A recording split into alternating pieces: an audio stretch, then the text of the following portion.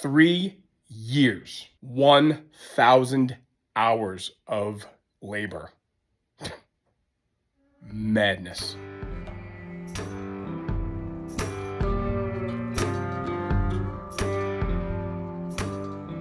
In keeping with what I told you guys, you're not going to see this rear end or hear me talk about this rear end until it goes back in that car. And that's what I'm doing this morning.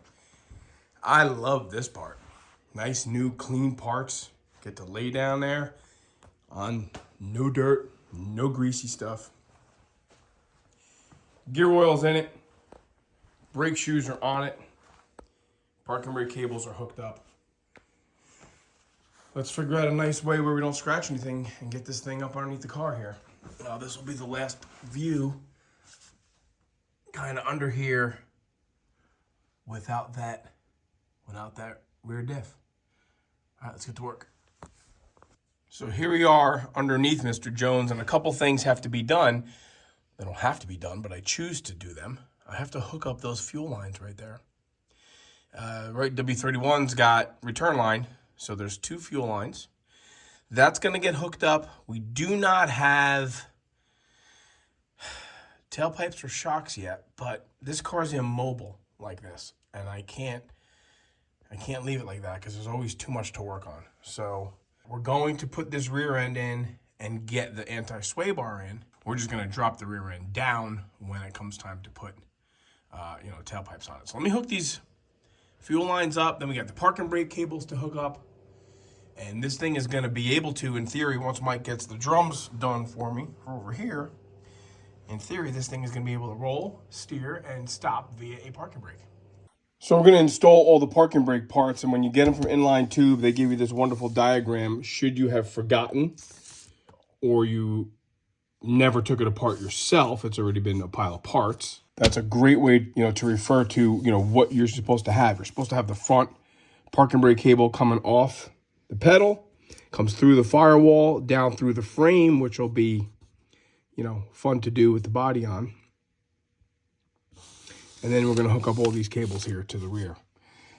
Consult your factory assembly manual when you're putting these things together, because you just want to have the bolts oriented in the right place. We touched upon that when we put the rear end together. The first time putting the control arms in the frame, we want to make sure that we have the bolts inserted from the interior of the car, basically closer to center line, and then the nut would be, on the outside. Same with the front here. It's going to be the opposite. You're going to have the bolt from the outside going through that channel of the frame, and you'll see the nut on the inside of that tab on the frame. So cool to have one of these. If you don't have one, whatever car you're working on, you really need to have one. I mean, everybody's good playing in this game, but there's no question when you're supposed to put it together a certain way. There it is, okay? Same with the upper control arm bolts.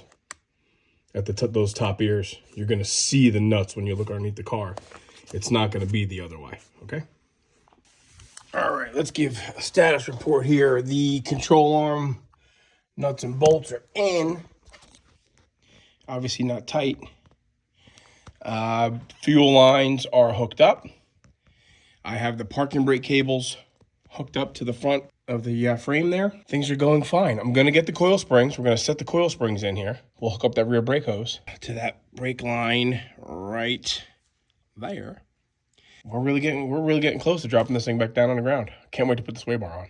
Looking like progress. I'm kind of sort of happy. One thing I didn't foresee, those hooks over there that hold the parking brake cable in place, they have to hook into holes in the floor supports. These aftermarket floor supports did not have those holes, so I had to friggin' drill holes. Yucky. So that'll have to be touched up. Obviously, there's some raw metal there. That's going to have to get cleaned up a little bit, but there's some aesthetic of what we're looking at. Parking brake cables right up to the backing plates, to the shoes, rear end, coil springs, vent. Put a little detail, like I said, polished bolts, tag, original tag, nonetheless.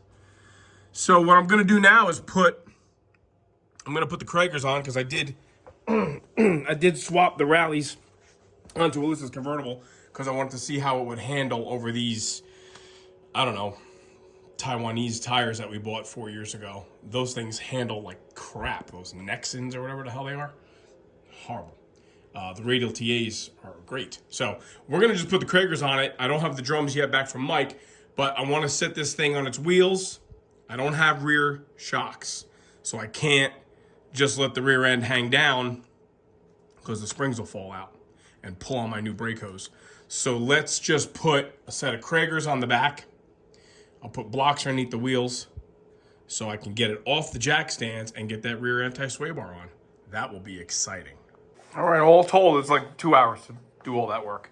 Not too bad. Not too shabby at all. I got the wheels on it. I kind of do like how this car looks with Kragers on it. It's up on blocks, so let's put the anti-sway bar on. We did get a new install kit, which comes with the shims from Inline Tube. I'll show you what these look like here. These shims go between the lower control arm and the anti-sway bar itself. So let's just clean these up. I'll put a little bit of fluid film on there and try to wrestle that anti-sway bar in there. And man, oh man, it's gonna be picture time. Like the old saying goes, I love it when a plan comes together, and man, this really did just kind of fall into place. There's the anti-sway bar. I did paint that kind of a bare, I think they call it soft iron is the color for that. So there it is, guys. It's in. I'm pretty happy with how it's come out. Waiting on the brake drums. We'll have to drop the rear low to put the tailpipes in. And then I guess we'll put shocks in kind of at the same time. But a couple little scratches there on the rear end of that lower control arm. I have to touch that up. Oh, there's even the parking brake cables and stuff in. I still have to hook it up at the pedal inside. But I'm not going to work inside there with the door up against my car. So, boy, I tell you what, this makes the OG look like a piece of junk. Dare I say that Mr. Jones is putting the OG to shame. Man, I'm just going to lay under here for a little bit, kind of take it all in. Closing stages of putting this rear end together. I have the brake drums painted.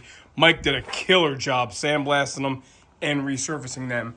This is the power brake side. You can see how that thing's got a groove in it. We're going to opt to leave that groove so we don't make these drums out of spec.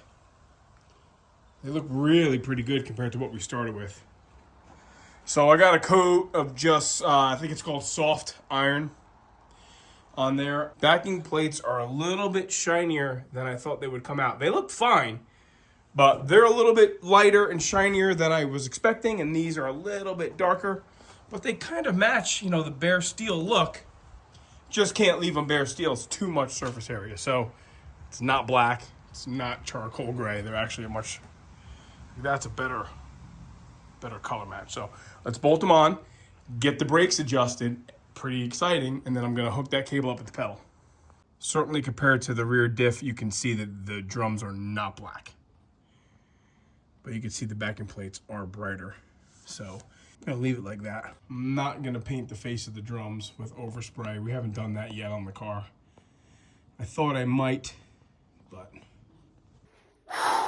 Mission accomplished. For those that know, you know.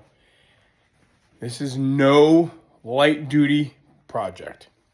Let me show you guys where we're at. It's a big celebratory moment. I know I give you guys a lot of these milestones, and the fact that you listen to me blab about them, I'm grateful. I want to share with you where we're at. And where we're at is 3 years. The channel's 3 years old. The Auto Refinery YouTube channel's 3 years old.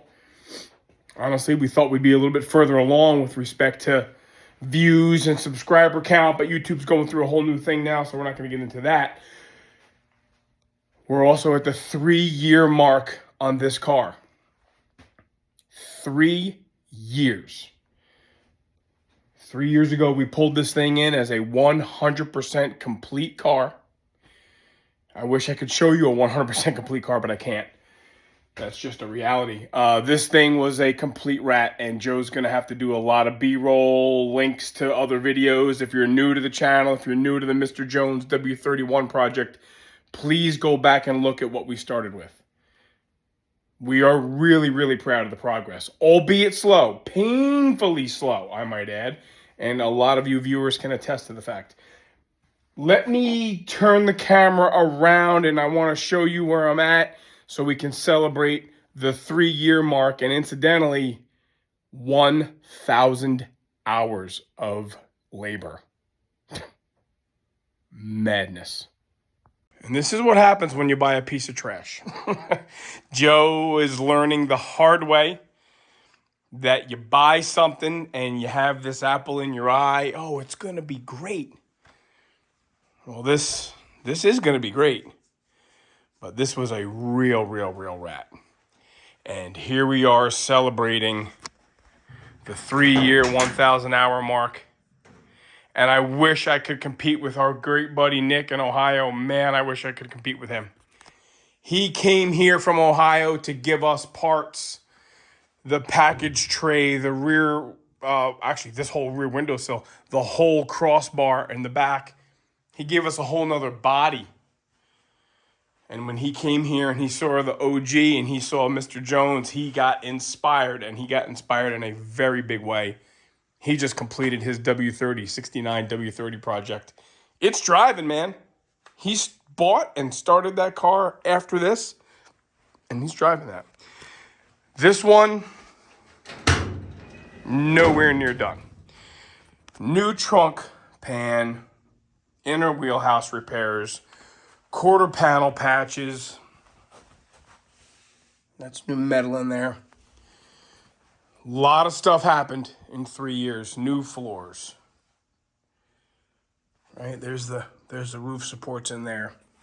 New dash, other than where the VIN is. And after that 3 years and 1,000 hours, this is what we have.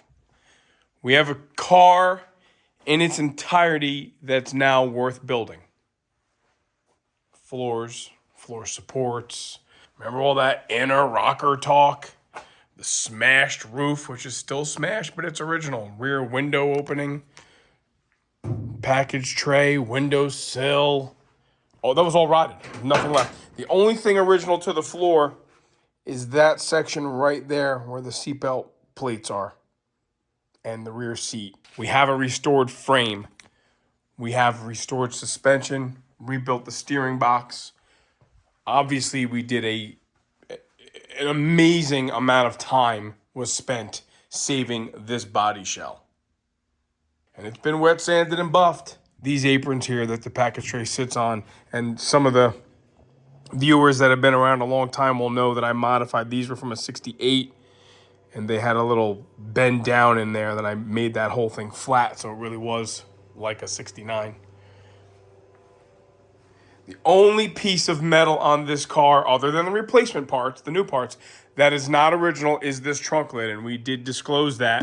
Joe happened to source this trunk lid, which is an original saffron color. The other one is just so rotted. We'll bring that to car shows. It does say Walter Chevy Olds on the back here, but I don't want to get too long-winded here. I know it's easy for me to do, especially when I'm talking about Mr. Jones, but you've seen all the other videos about how together it is. This is not to brag. This is to encourage. At least my intent is to encourage. When these projects come your way and you really want to get in there and do it, you just have to start. And my advice is to rip out everything that's not good. You can't mess up something that's messed up. So if it's got rotted floors, cut them out. I mean, obviously you're going to have to do your due diligence to shore up the body so it doesn't, fold and all that kind of stuff. You'll have to, I had gussets here, left to right, front to back, all kinds of stuff. Once you start eliminating what you don't want, it makes it a lot more easy to visualize what you do want. So, okay, there it is. We're going to try to keep moving on this thing as much as we can. Winter's coming. Winter's a time to be very, very productive because there's no opportunity to go to car shows and all that kind of jazz. But we are happy. We are proud that this is where we're at. We have a car worth building. So, 3 years, 1,000 hours. You can do it too. Let us know if you got any questions or comments. Happy to talk about it in detail. For those of you who do have questions, feel free to go back and look at some of the older videos. That'll give you a better idea of what we started with. All right, thanks for watching. A lot more to come on Mr. Jones. Just got to recoup some money.